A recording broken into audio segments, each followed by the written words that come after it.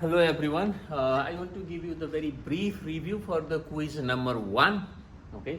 I like to do one problem, and this problem is from linear momentum. Actually, this is from conservation of linear momentum. You need to know the formula. Okay. The formula is m1 v1I plus m2 v2I. This is equal to m1 v1f plus m2 v2f. So this is the formula from the conservation of linear momentum. What is conservation of linear momentum? The total linear momentum before collision is equal to total linear momentum after collision. You have two objects. This object has a mass m1 moving with velocity v1I. This is the initial velocity of the object 1. Okay, and you have another object. Another object is m2 and initial velocity is v2I. They collide. Okay, collision. And after collision, the velocity of the first object is v1f. Of course, the mass is m1, and the velocity of the second object is v2f. Mass is m2. So the conservation of linear momentum is the total linear momentum. This is a before collision. The total linear momentum before collision is equal to total linear momentum after collision. And here in this problem, you have to use this formula. Okay, here you have a 0.02 kg bullet moving at 400 meter per second. So you can consider like M1 is bullet, so which is 0.02 kg mass of the bullet, and it is moving at 400 meter per second. The initial velocity, this is, you can write down v1I. This is the initial velocity of the bullet, which is 400 meter per second. Is fired into 1 kg block at rest. The block is at rest, but mass is 1 kg. You can write down m2 is 1 kg and block is at rest. So initial velocity of the block v2I, this is equal to 0. So if you want to draw the diagram, you can draw like this. This is the bullet. Okay, this is the bullet. Mass is m1, which is 0.02 kg, moving at v1I is 400 meter per second, and right here you have a block. The block is, it is m2 is 1 kg. Okay, it is at rest, v2I, this is equal to 0. Okay, so now 1 kg block at rest, the bullet emerges. Look here, the bullet does not get embedded in the block. So that means the bullet hit the block and it penetrates the block. Then what happens is, this is, you can consider this is like a before collision. Before collision. Okay. Now what happens is, after collision, it penetrates here and the bullet is moving. This is, the block is also moving, bullet is, so this is, you can write down v2f and this is v1f. Bullet penetrate the block, and it says that emerges with half of its original speed. Original speed is 400 meter per second. So it emerges from here with half of its original speed. So half of the 400 is, this is, you can write down 200 meter per second. So the final velocity of the bullet is 200 meter per second. How do you know that? Because it says with half of its original speed. So original is 400 meters. So half of the 400 is 200 meter per second. Original 400 meter per second. You know the final velocity of the bullet is 200 meter per second. Now you have to figure out what is the velocity of the block. This block right after collision. So what is v2f? You have to figure this out. And here we consider the mass of the block remains same. Okay, 1 kg. The bullet penetrate the block, but no pieces, dropped out there. So the mass is constant. It is m2, which is again 1 kg, and this is m1, which is 0.02 kg. Okay, so the formula you need here is M1 V1I plus M2 V2I equal to M1 V1F plus M2 V2F. So M1 is 0.02 kg, V1I is 400 meter per second, M2 is 1 kg, V2I is 0, and V1F is half of the original speed of the bullet, which is 400 meter per second. Half you have to divide by 2, so this is simply 200 meter per second. So what is V2F? This is the question. Now plug in this equation then. M1 0.02 kg, V1I 400 meter per second, plus M2 1 kg, V2I it is 0, this V2I is 0, this equal M1 of course 0.02 kg, V1F it is 200 meter per second, 200 meter per second, plus M2 it is 1 kg, and V2F we are looking for this, V2F we are looking for this. Okay, so everything is known. Use your calculator and solve for this.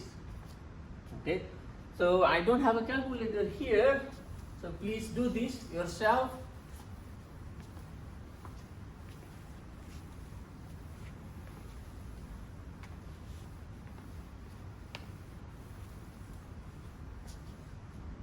So please multiply this term. Okay, this is of course 0. This is 0. How much is this? I don't know. I don't have a calculator, guys. So please do this. Okay, you calculate this number. It is maybe 8 kg meter per second, probably. Please check. Okay, please check. I don't have a calculator. And multiply this number. This is, I think, 4 kg meter per second, plus you have 1 kg times V2F, so it is simply 1 kg times V2F. So if you solve for V2F, so it is like, how much is this? You have to do negative 4 kg meter per second here, and you do the same thing 4 kg meter per second here. So you will get 1 kg V2F. This is equal to 8 kg meter per second minus 4 kg meter per second. You get only 4 kg meter per second. But you have a 1 kg here, so you have to divide by 1 kg here, divide by 1 kg there. Okay, so this is cancel out. So V2F, this is equal to 4 meter per second. Everyone, I didn't use my calculator, you can see. So please check my calculation. The procedure is correct. This is the formula you have to use. The number I plug here is also correct. But please use your calculator and check this number. I am, the 4 meter per second. I hope I did right, but I didn't use calculator. I just did it by hand. Okay, so please check this. So I hope this formula help you, to get the better grade in this problem help you to get the better grade in the quiz number 1. And what are the other things you need to know to get the better grade in the quiz number 1 is like, the relative velocity things. Let us suppose this is like a belt. If you go to the airport, there is a moving belt, that, and you can stand there and the belt is moving. You can go from one point to another point, one place to another place. So this is moving, for example, this is moving at 5 meters per second. This is the belt. This is the belt. If you are standing here, this is you are standing here. The belt is moving at 5 meters per second. What is your velocity speed relative to the ground? Ground is at rest, but the belt is moving. What is your velocity relative to the ground? Your velocity and the belt velocity is same, 5 meters per second. But let us suppose you are on the belt. I think that is called escalator or something. So the belt is moving 5 meters per second. Now you are moving like, let's say 8 meters per second or 5 meters per second, whatever. So you are also walking here. On the belt, you are moving like, let's say, like 4 meters per second. Your speed on the belt is 4 meters per second. the belt speed is 5 meter per second. So what is the total speed, your total speed relative to the ground? Ground is at rest. Both, look, 4 meter per second and 5 meter per second, both, they are moving in the same direction. So what is your velocity relative to the ground? Not the belt, relative to the ground. You have to add these both number, 4 meter per second plus 5 meter per second. This is 9 meter per second. So the relatively, okay, so the relative things, the motion is relative. Okay, so please think about it. This is also helpful for you. And another point you need to know is like inertia. I hope you guys watch the pre-recorded YouTube video. You know the inertia, the inability of an object to change the state of rest or state of uniform motion in the absence of external force. That is inertia, right? Inertia, it is the property, it is not force. And inertia depend on mass. If you have a 1 kg mass here and 2 kg mass here, 2 kg mass inertia is 2 times bigger than 1 kg mass. You need to know that. That's inertia. Okay. So another example is, let us think about the table. If you go to the restaurant and on the table there is a table curtain there, right? Cloth. And on the cloth you have like a spoon, bowl, plates, everything. Then if you quickly remove the table, what happens? You leave all plates, spoon, bowl on the table. This is due to inertia. You apply the force on the cloth, curtain there. You do not apply the force on the spoon, on the bowl, on the plate. So the plate remain there. So inertia, please check the inertia very carefully. Another example is like, let us suppose this is the earth and there is a moon. There is a moon. Moon is moving in a circular path like this. Moon is moving in a circular path around the earth. This is due to the gravitational force. Due to gravitational force, the moon is moving in a circular path right here. So right here, let us suppose here is its velocity is this. The tangent gives you the velocity. But let us consider due to some reason the gravitational force becomes zero, vanish. No gravitational force. The gravitational force is cut off. No gravitational force. What do you think? What happened then in this case? Do you think the moon dropped down there? No, inertia, because the moon it has a motion there, moving at whatever is speed. This is speed, so it simply goes in a straight line. If the gravitational force is vanished, then the move in a straight line. That is also the inertia. Inertia of motion, inertia of rest, inertia of motion. So the inertia is good concept, important concept. Please recall that. Okay. And another one is, like I told you,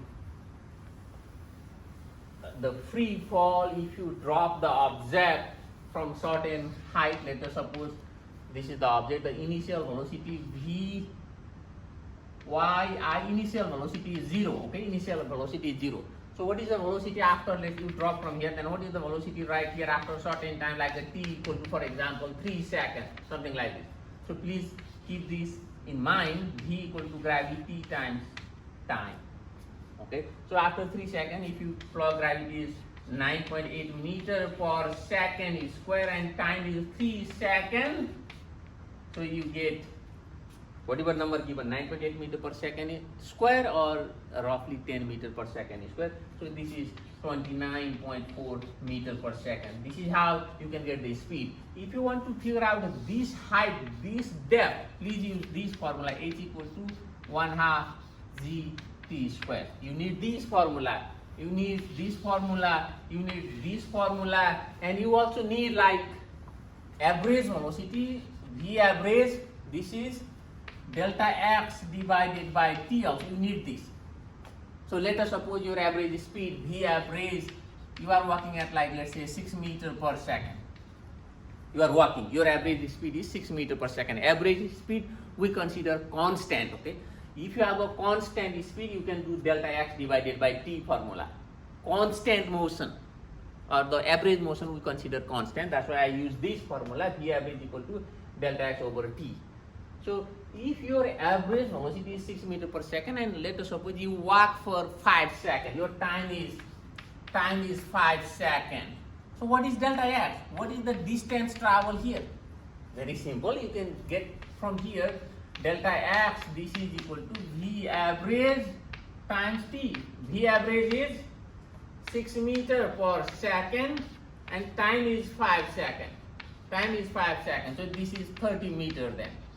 So you can get the distance travel in 5 seconds easily. So you need this formula, you need this formula, you need this the V equal to gravity times T.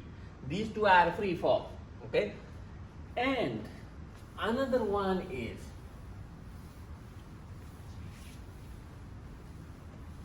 let us suppose you have a cliff. This is like cliff, okay, or tower, whatever. And this is the ground. There is one object. Let us suppose this is the object. Mass is 50 kg. Sphere, okay. You roll off the edge, this edge, right from there, it drop like this. It drop like this. Okay, and it takes a certain time to reach the.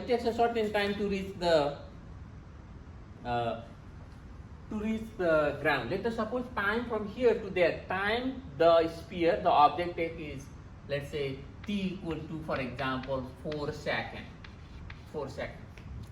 Can you calculate the momentum right there? How do you calculate the momentum? Linear momentum. Linear momentum is p. So what is linear momentum? How to get this? So what is linear momentum formula? Linear momentum P, this is equal to mass times velocity. Very basic formula. This is the formula to calculate the linear velocity. Mass times velocity. So mass is 50 kg. I am asking the momentum right here. Okay, I have a mass 50 kg, but I do not have the speed. So I do not have the velocity there. So how can I get the velocity here then? Any idea? How to get the velocity here? Time is given. Use this formula. V equal to G times T. If you use, let me use gravity, 10 meter per second square. 10 meter per second square. Right? Time is, I said 4 seconds.